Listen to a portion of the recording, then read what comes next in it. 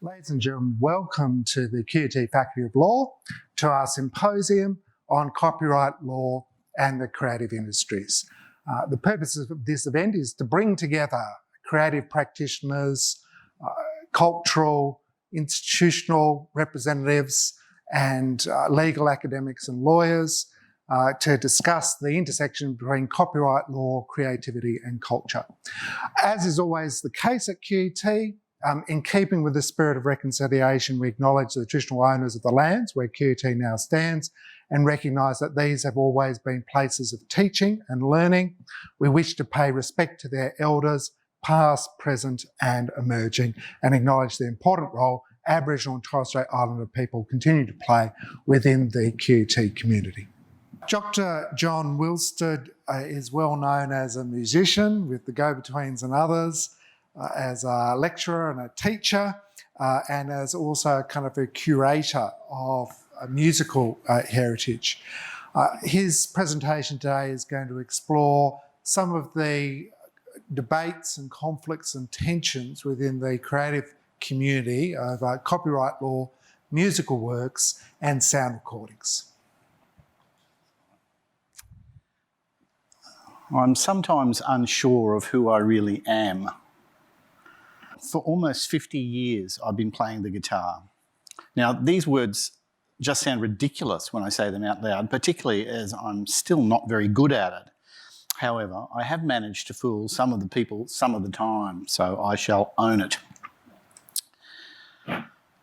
I did it to the exclusion of most other things, except eating, drinking, sex and sleep. Now, when I was young, I admitted to musician with undertones of arrogance and defensiveness. But now I'm coloured with resignation and a smear of weariness. And sometimes my hands hurt a little.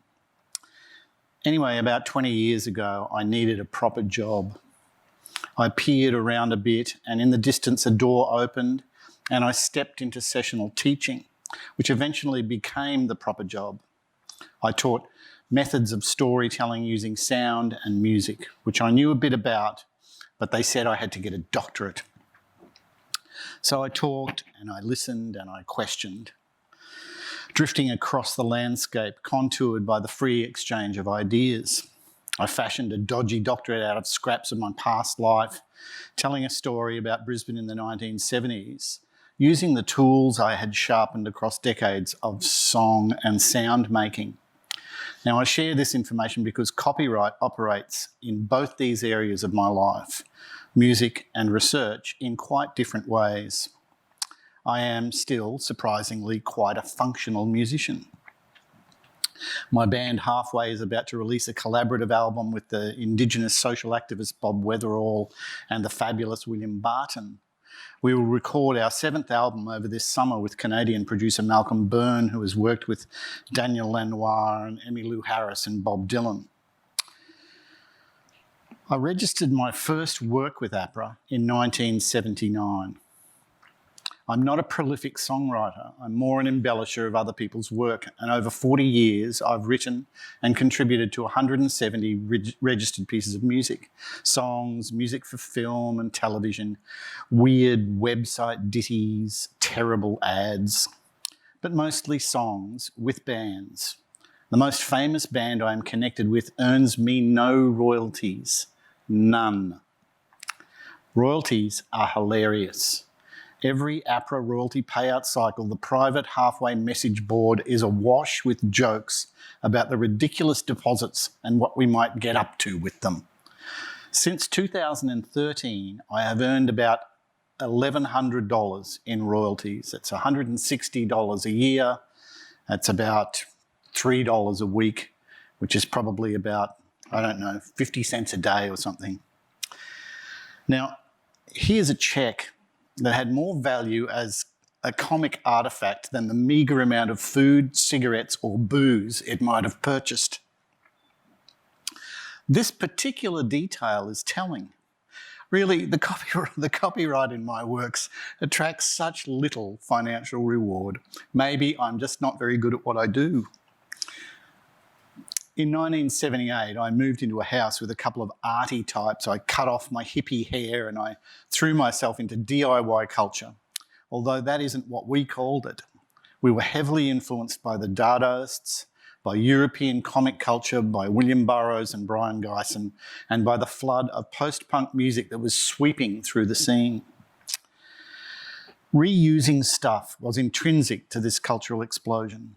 Collage and photocopiers were pivotal tools in creating new work from op-shop scavengings and found photographs. Ownership was never raised. These handbills, for instance, all contain images lifted from somewhere else, with the most obvious being from Kubrick's A Clockwork Orange, although that Bjelke Peterson with the piglet was quite popular at the time. These posters, likewise, constructed on the run with bits torn from New Scientist or traced from our favourite art books, Luigi Russolo's Noise Machines, Sophie Taeuber-Arp's vibrant shamanic costumes, scraps from billboards become textures, favourite images are reused and manipulated. Or these two. Saul Bass's Bonjour Tristesse title image has been repurposed for a short-lived Brisbane band. And this, a generic poster for the apartments constructed from Serge Lutin's image originally used for a Christian Dior makeup ad in 1979. Fanzines and small format publications were also elements in our product range and equally dependent on liberal borrowings from newspapers and magazines or family photographs and school yearbooks. These magazines, which we produced through the late 70s and early 80s, had grown from the mail art movement that we had fallen into, connecting up with like-minded folk across the globe, the city and the suburb. There was also a liberal use of photographs from television screens, either live or paused on the early versions of video recorders, an illegal enterprise, just like the recording of albums onto cassette. There were cassette and single and album covers with images from library books, photocopied, manipulated, hand-coloured or screen-printed. All of these visual artefacts were entwined with the making of music in the late 70s, and it's impossible for me to tell a story about independent music production without them. They give meaning and context to the musical aspects of this scene. Subcultural production was a social activity, and there was as much pleasure in writing the song as there was in planning its performance or how it was going to be packaged or promoted. This wasn't a commercial activity, but a social and political response to the police state we were living in and the times we were surviving. Now, just as the songs were pieced together in practice rooms, the visual layers were made in lounge rooms over bottles of Gordon's and Melbourne Bitter, the humid Brisbane night thick with Marlborough and Buddha stick. The construction of new music with found sounds was a byproduct of domestic access to tape decks, as well as an acknowledgement of the natural urge to tinker, to pull apart, to reuse and repurpose. Here is a thing then, made in a small studio in Upper Roma Street in 1980. The studio, its owner, the building that housed it and the laneway it opened onto no longer exist, although somewhat ironically the Supreme Court now sits in the same space. The Super 8 film it accompanies is To Keep Your Eyes Happy. It was shot by Gary Warner, and it's a constant reminder to me of how skinny I once was and what a poor dancer. My mother, thank God she's not alive today, landed in this country 65 years ago. 4 infants in her arms. Kissed the sidewalk the minute she got off the boat. She was so happy to be out of Russia alive.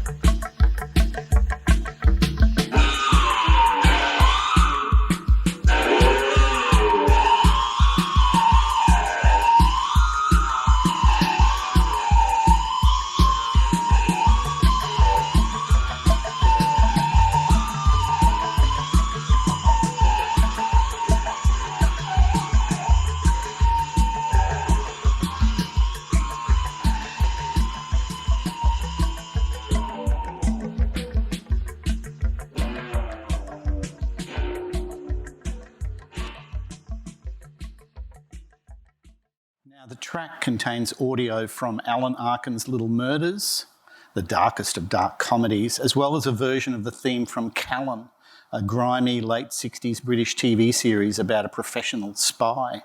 Now, these elements, as well as a nightmarish rendition of Antonio Carlos Jobim's The Girl from Ipanema, which you were spared because it comes later in the song, are wrapped in original keyboard, drum machine and guitar parts. Now, I shared this example of work with you from my deep past to illustrate my conundrum. It is the urge to take stuff, ideas, sounds, phrases, overheard words, found images, half-remembered melodies, and to remake, remodel, that underpins the cultural activity of Brisbane's post-punk scene. This subcultural scene has been the focus of my research for the last 10 years, and the truest stories I can tell about it use these same methods. The words don't work without pictures, the movies don't work without music, but copyright laws in this country make it almost impossible to achieve comprehensive outcomes. One current aspect of this research is an exhibition of posters which opened at the State Library of Queensland less than a month ago. Curated by Reuben Hillier and Robin Hamilton, it places about 100 posters from the period 1977 to 1987 into a darkened space contextualised by text on the walls, music and interviews. But videos of the space and the online presence are not complete. Some of the artists did not give permission for their work to be reproduced in any way. This meant that we had to be careful with the filming, or certain items would need to be blurred out, as well as ensuring that these items didn't appear in the digitised version of the show online. I can't imagine a more obvious example of fair use than this one, where long discarded publicly available items are reinvigorated for educational and cultural reasons. There's no commercial aspect to the exhibition beyond some generic merchandising. But what is fair?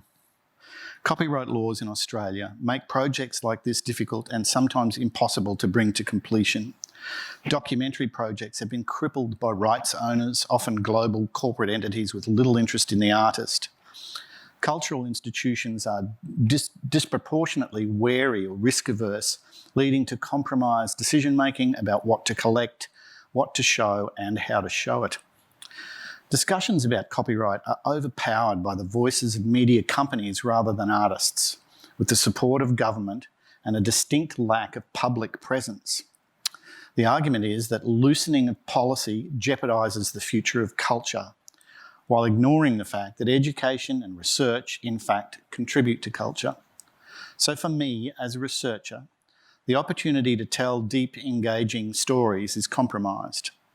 I can get around this somewhat by concentrating on truly independent artists, small bands who had a short life with limited or local success, artists who are happy to share their work and agree to Creative Commons licenses which allow access and ongoing use. They're often simply happy to be acknowledged, happy that their stories are being told.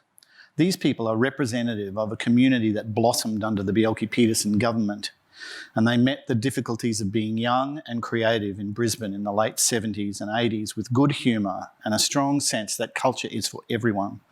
But they are, to some extent, the exceptions. Negotiating with media companies for the rights to a piece of music can be frustrating at best. Prices can be crippling and some projects sink before they set sail. Legal decisions in the US are based on 4 factors that help determine fair use: the purpose and character of the use, the nature of the copyrighted work, the amount and sustainability of the portion used in relation to the work as a whole, and the effect of the use upon the potential market for or the value of the copyrighted work. I think if we had access to similar arguments here, researchers, cultural institutions and media producers across all platforms would have the ability to create new works from old, to function in a truly folk tradition, enriching the community and respecting heritage over the market. Now, I'll leave you with a foolish gift. I made this in my bedroom back in the early 1980s, and I dare the copyright owners to come after me.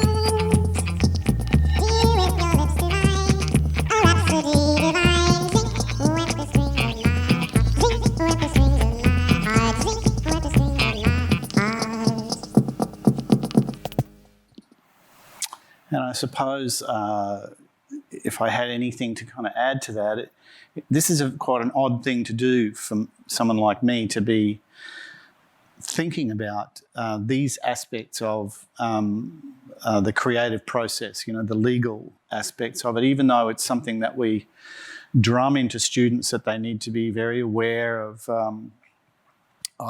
legal issues around the making of creative work. And I'm certainly, to some extent, maybe I'm an anarchist at heart or something, but I have a fairly broad view that everything I've ever done, anybody can have a go at. I'm pleased if people take things and do something with them. And to that end, everything that I've kind of made, I'm in the process of bit by bit giving to the State Library and making it available, including all the music we made through the late 70s and early 80s, which is quite a substantial amount of stuff. But I am certainly at odds with, for instance, two of my people that I have played in bands with in the past. One is on the board of the APRA, which is the Australasian Performing Rights Association, which is the royalty collecting body, and the other is the patron of the PPCA, which is the performing collecting agency. And so their view is quite kind of quite hard, I think. It's quite hard line. And I think it's one of the reasons that the legal situation in Australia is what it is that there's not been enough kind of, I think, community voice around what the notion of fair use is and how it should be applied. And I think this is only something I've only noticed since I became a researcher. I never would have thought about this before. And so it's quite interesting also being in close contact with the State Library over not just this project, but a bunch of other projects over the last few years, and how how careful they are around this stuff. And when I stand back and look at it, I think, oh, you're being so fussy. Why are we so fussy about this? None of this stuff is generating any income for anybody. And so therefore, the only people I can think, I hesitate to say this in this glorious place, but I think lawyers do better out of this whole process than artists do. And so that I'm sort of wary of it for that reason as well. And certainly any of the kind of famous cases, I suppose, where copyright has been an issue over the last kind of 20 years or so, I really think that either the corporations or lawyers have been the ones who have probably benefited most from this rather than artists, though I'd love to see some research about it. And I think that's all I have to say, really. I'd like to do some more thinking about this, I think, especially, in relation to how bands split up money and how those arrangements progress over time, across decades, as people get older and their values change, their lives change, and these arrangements that they made in their youth, how those play out over extended periods. And that's it for me.